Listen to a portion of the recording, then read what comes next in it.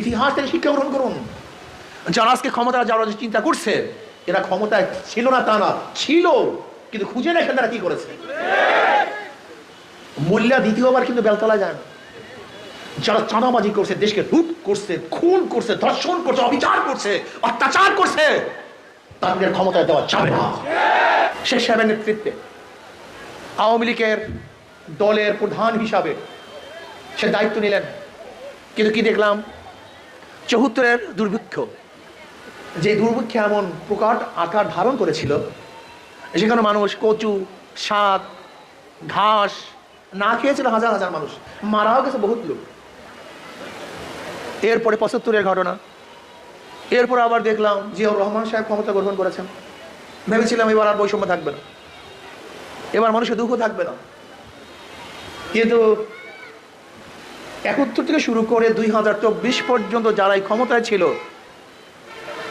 তারা কি করেছেন, দুর্নীতিতে 5 বার চ্যাম্পিয়নশিপ লাভ করছে। এই যে বিএনপি সরকার দুর্নীতিতে 5 বার চ্যাম্পিয়নশিপ লাভ করছে, বিএনপি সরকার সহ আগেকার সরকারগুলি। আমরা কি দেখেছিলাম, ৯১-তে খালেদা জিয়া ক্ষমতায় আসছে, ভেবেছিলাম পুরুষরা পারে নাই, এবার মহিলারা পারবে, কিন্তু ৯১ থেকে ৯৫ পর্যন্ত পারে নাই। ৯৬-তে আবার আওয়ামী লীগ ক্ষমতা আসছে, ভেবেছিলাম বিএনপি পারে নাই, আওয়ামী লীগ পারবে। আবার ২০০১-এ ওই হারুয়া পার্টি বিএনপিকে আবার ক্ষমতা নিয়ে আসছি, ভেবেছিলাম শিক্ষা পেয়েছে এবার পারবে, কিন্তু ২০০১ থেকে ৫ পর্যন্ত আবার অত্যাচার, অবিচার, জুলুম, নির্যাতন, আবার মানুষ আন্দোলন করেছে, সংগ্রাম করেছে। তত্ত্বাবধায়ক সরকার নিয়ে এসছে, তাদের আন্ডারে ভোট দিবে, কিন্তু না, আবার ২.৫ বছর মঈনুদ্দিন ফখরুদ্দিনের সরকার দেখলাম, ভেবেছিলাম এবার মানুষ শান্তি পাবে। এরপর প্রশাসনী নির্বাচনের মাধ্যমে শেখ হাসিনা ১৬টা বছর জুলুম করেছে, অত্যাচার করেছে, অবিচার করেছে। আবার মানুষ বৈষম্য বিরোধী আন্দোলনের জন্য ঝাঁপিয়ে পড়ছে, কেউ গোপনে ছিল, কেউ ওপেনে ছিল। যারা গোপনে ছিল তাদের জন্য একটা সুযোগ ছিল, যদি হাঁটতো তাহলে বলতো আমরা নাই, কিন্তু আমরা যারা ওপেনে ছিলাম আমাদের কোনো সুযোগ ছিল না। কথাটা বুঝাতে পারিনি। যারা গোপনে ছিল তারা বলতো আমরা এই আন্দোলনে নেই, আমরা সংগ্রামে নেই। যেরকম বিএনপি আগেই ঘোষণা দিয়েছিল এই আন্দোলনের সাথে আমরা সম্পৃক্ত না। আপনারা দেখেছেন যে জুলাইয়ের 18 তারিখ এবং 24 তারিখ ফখরুল ইসলাম আলমগীর সাহেব বলেছেন এই আন্দোলনের সাথে আমরা সম্পৃক্ত না। আবার অনেকে মিটিংও করেছিল, এমনকি আগস্টের 3 তারিখ 4 তারিখ অনেকে মিটিং করেছিল। যাই হোক, আমি নাম বলবো না, অনেকে আওয়ামী লীগের সাথে 3 তারিখ 4 তারিখ মিটিং করেছিল, কেউ গোপনে ছিল, কেউ নেপথ্যে ছিল, লেকিন আমরা কথা বলে থাকি, আমরা রাস্তায় ছিলাম, আমরা ওপেনে ছিলাম, আমরা ঘোষণা দিয়েছিলাম আগামী 5 তারিখ জনগণের গণভবন জনগণ দখল করবে। আল্লাহর কি কৃষ্মা, 4 তারিখ শাহবাগে ঘোষণা দিয়েছিলাম, আপনার বক্তৃতা করতে দেখেছেন।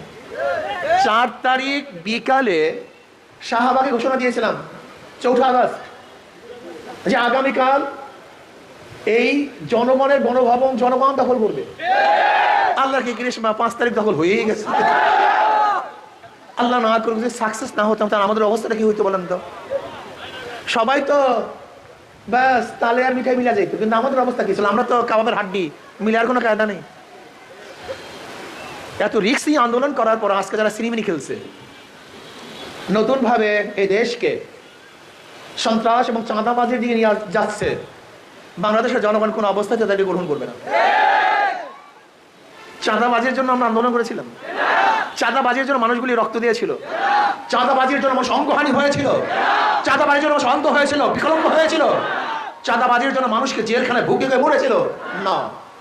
স্বাধীনতা অর্জন করার জন্য, বৈষম্য দূর করার জন্য, শান্তি পাওয়ার জন্য, মানুষকে অধিকারকে ফিরিয়ে দেওয়ার জন্য, আমার মা বোনদের ইজ্জতকে রক্ষা করার জন্য, প্রত্যেকটা ক্ষুধার্ত মানুষের পেটের মধ্যে খাদ্য দেওয়ার জন্য, বস্ত্রহীনকে বস্ত্র দেওয়ার জন্য, যারা চিকিৎসাহীন ধুকে ধুকে বসছে তাদেরকে চিকিৎসা ব্যবস্থা করার জন্য, প্রত্যেকটা মানুষ স্বাধীন থাকবে, মুক্ত বাতাসে ঘুরবে, অধিকার থাকবে মুখের, অধিকার থাকবে লেখার, অধিকার থাকবে হাঁটার, চলার, চালা থাকবে না, গুন্ডামি থাকবে না, বদমাশি থাকবে না। সেই দেশ গড়ার জন্য আন্দোলন করেছিলাম। যদি কেউ এখানে এসে বাটপানি করার চিন্তা করেন, স্বপ্ন দেখেন, তাহলে জনগণ আবার ঐক্যবদ্ধভাবে পিঠের চামড়া রাখবে না। সন্ত্রাসীদের, চাঁদাবাজের পিঠের চামড়া। আমি বৈষম্য বিরোধী আন্দোলনের ছাত্রদের বলবো, চাঁদাবাজদের বিরুদ্ধে আন্দোলন করতে হবে, চাঁদাবাজের বিরুদ্ধে আন্দোলন করতে হবে, সন্ত্রাসের বিরুদ্ধে আন্দোলন করতে হবে, জুলুম অত্যাচার বিচারের বিরুদ্ধে আন্দোলন করতে হবে। প্রত্যেকটা মানুষ স্বাধীন, বাংলাদেশের প্রত্যেকটা নাগরিক স্বাধীন। ব্যবসায়ী ব্যবসা করবে, চাঁদাবাজের কবলে থাকবে না। আজকে ড্রাইভাররা গাড়ি চালাবে, কোন চাঁদাবাজকে চাঁদা দিতে পারবে না। আজকে প্রত্যেকটা মানুষ চাকরি করবে, যেখানে কোনো অবস্থাতেই পার্সু করে প্রমোশনের জন্য প্রয়োজন হবে না। আমার মা বোনেরা তারা নিরাপত্তায় ঘরে ফিরবে, ইফতিজিং এবং ধর্ষণের শিকার হবে না। এরকম দেশ আমরা চাই। আর শরিয়া আইন বাস্তবায়নের ব্যতীত এই মানুষের অধিকার বাস্তবায়ন সম্ভব না।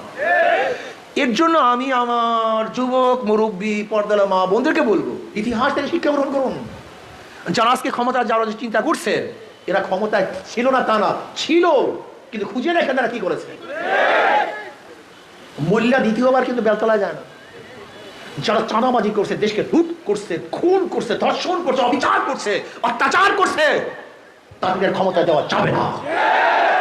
যারা আদর্শবান, নীতিবান, চরিত্রবান, খোদার গুরু, এদেরকে যদি ক্ষমতা বসান, তাহলেই মানুষ শান্তি পাবে, মুক্তি পাবে। সংস্কারের আগে যদি নির্বাচন দেওয়া হয়, সেই নির্বাচন প্রস্তাবিত নির্বাচন হবে, নিরাপত্তা নির্বাচন হবে না। সহজ কথা। নির্বাচন আঞ্জাম দিবে কারা? প্রশাসন। প্রশাসন কি সংস্কার হয়েছে? এখনো কি পুলিশের অ্যাক্টিভিটিস বেড়েছে? তা নির্বাচনটা দিবে কে? করবে কে? আবার তো দখলদারি হবে, আবার খুন খারাপই হবে, আবার দখলদারি নির্বাচন হবে। এই নির্বাচন আমরা চাই না।